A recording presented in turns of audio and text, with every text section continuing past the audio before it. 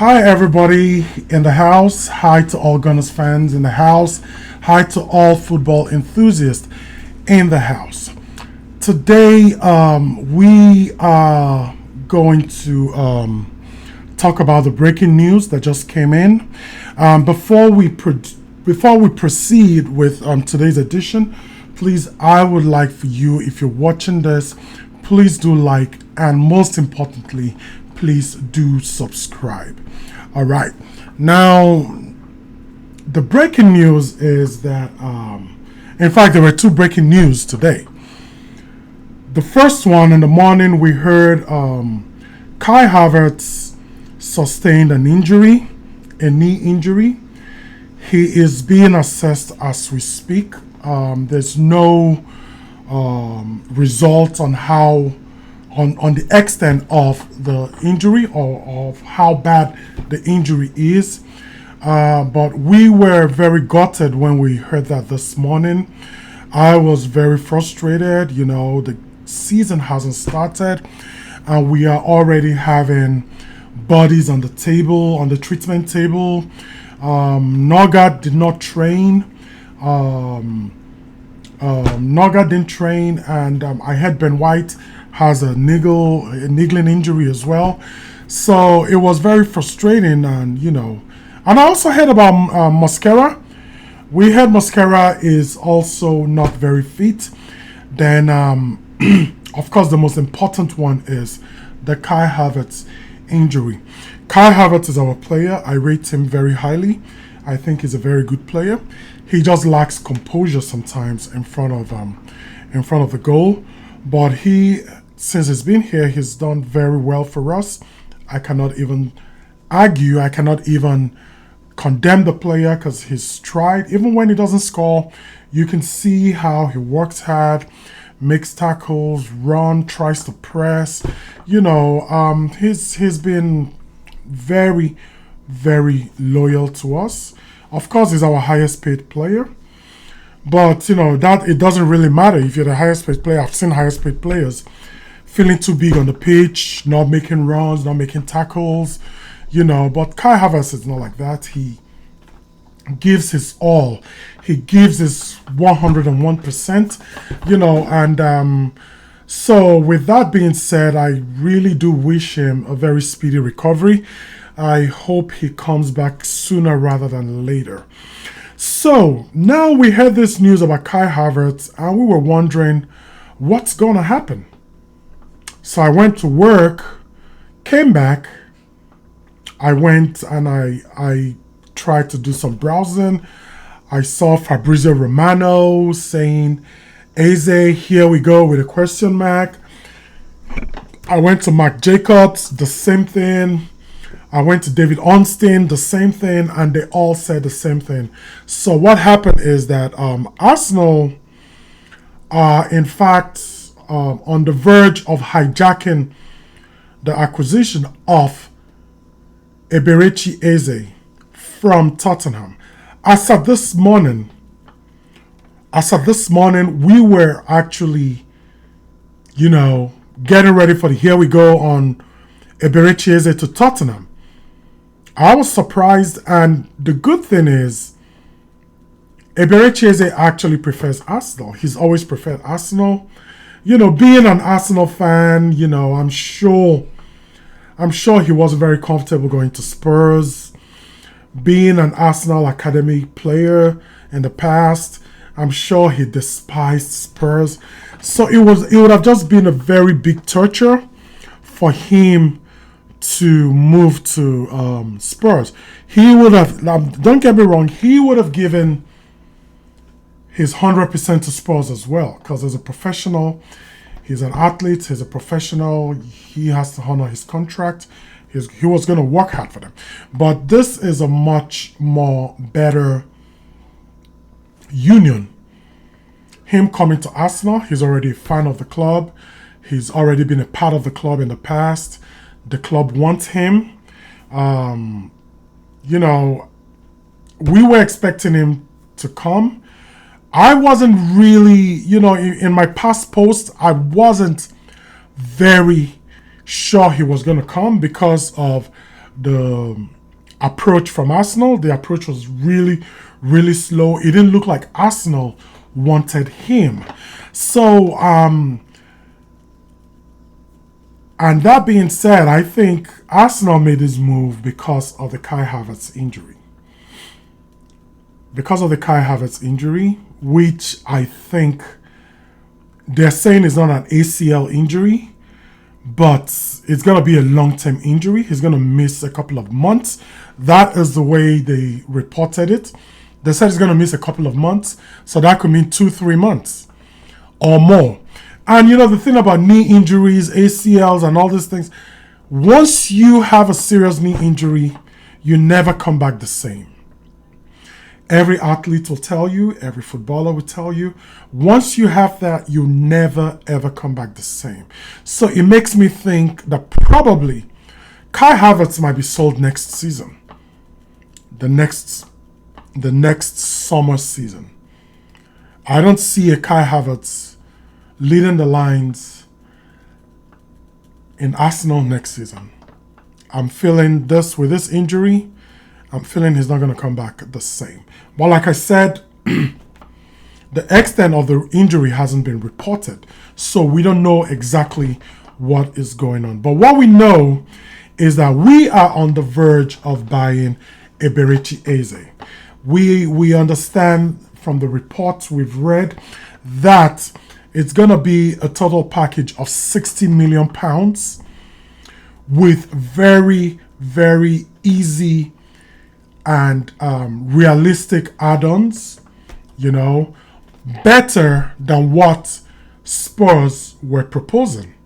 And we also heard it's going to be about a £40 million upfront payment, and the rest will be spread within overtime.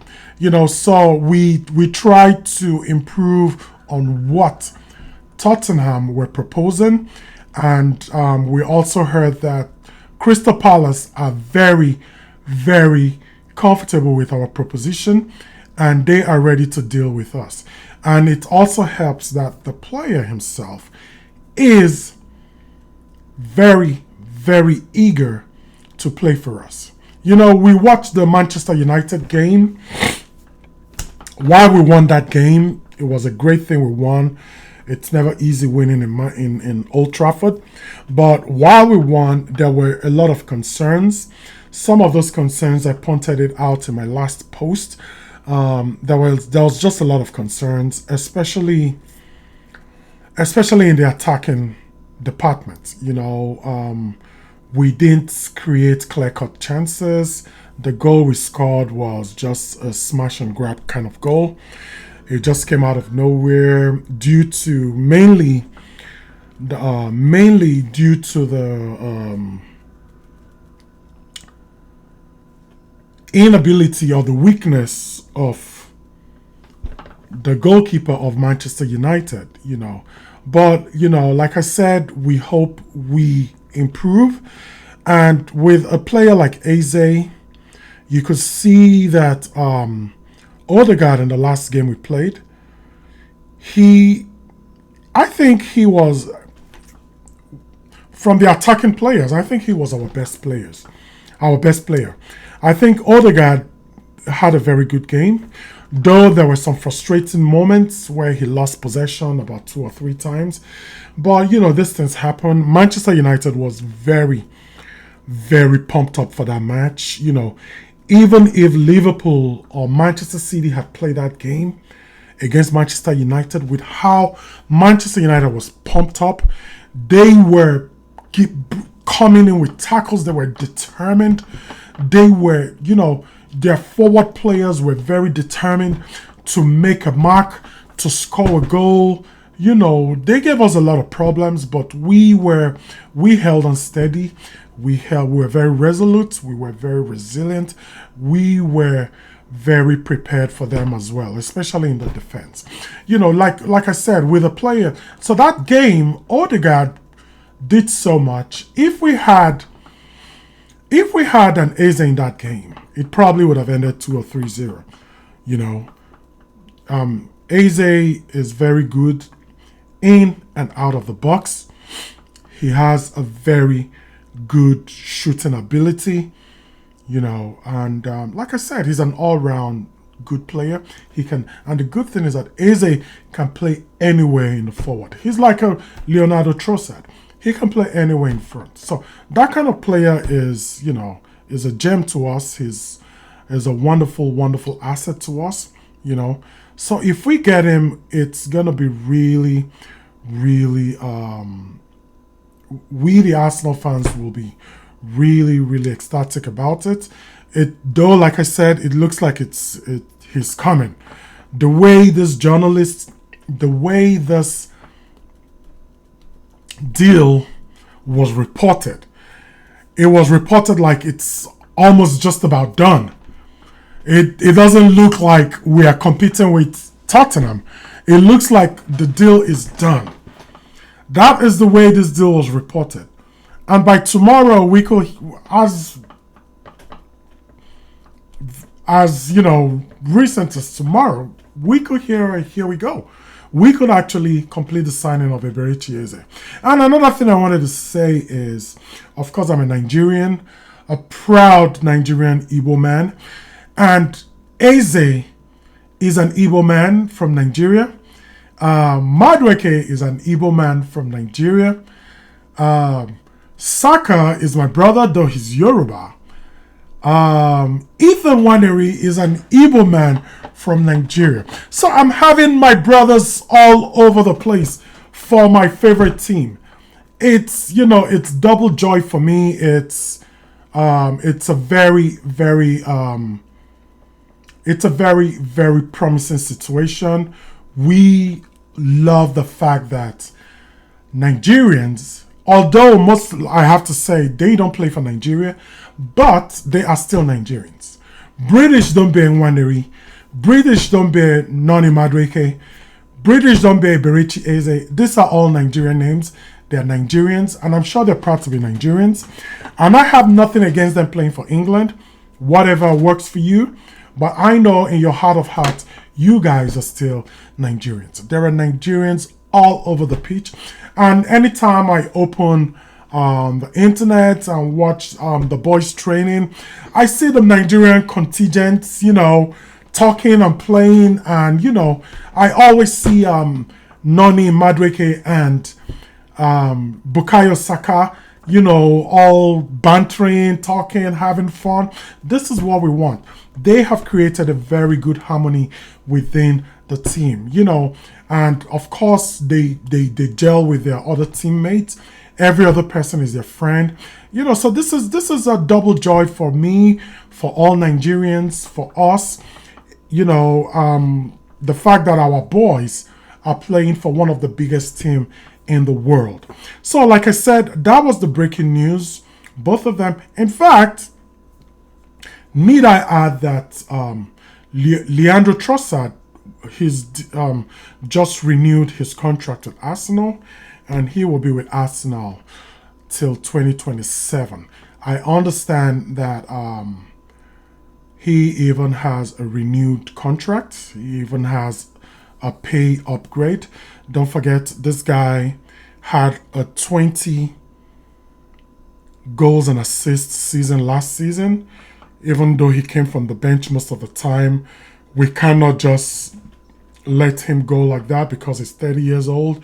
This guy he's bailed us out from jail a lot of times. Some people were moaning on the internet, on online, saying why we're not buying Rodrigo. Look, this guy is experienced, and I don't see him slowing down. If we have injuries in the middle of the park in the 10th position, he can equally play it. It's good for us to have numbers. All these little competitions, the Carabao Cup, the FA Cup, these are the players that will be at the forefront. They are the ones that are going to really, really participate in this lesser tournaments, so that we can actually try to win a trophy. This season, I don't care so much about the Carabao Cup, but the FA Cup should be a priority. I think we should prioritize we shouldn't feel a very weak team. We should go all out for this, And like I said, it's breaking news.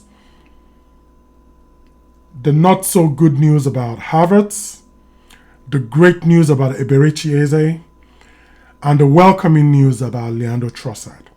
These are the news for today, and I'm happy to break them down to you. And, nothing is certain yet. In all three of these news, they're still developing stories. And you can be sure I will bring you, I will give you an update if anything comes up. So with that, we'll come to the end of our session today. And like I said, we're looking forward to the Leeds United game, which is coming very, very soon on Saturday. And I can't wait for that match to come up so we can attack better, be a better team than what we saw against Manchester United. We need to win well, convincingly. So, and with that, we've come to the end of today's session. And do please, once again, I have to remind you, do please like and subscribe to this channel. We will be very, very, appreciative if you do that. And until then, it's goodbye and God bless.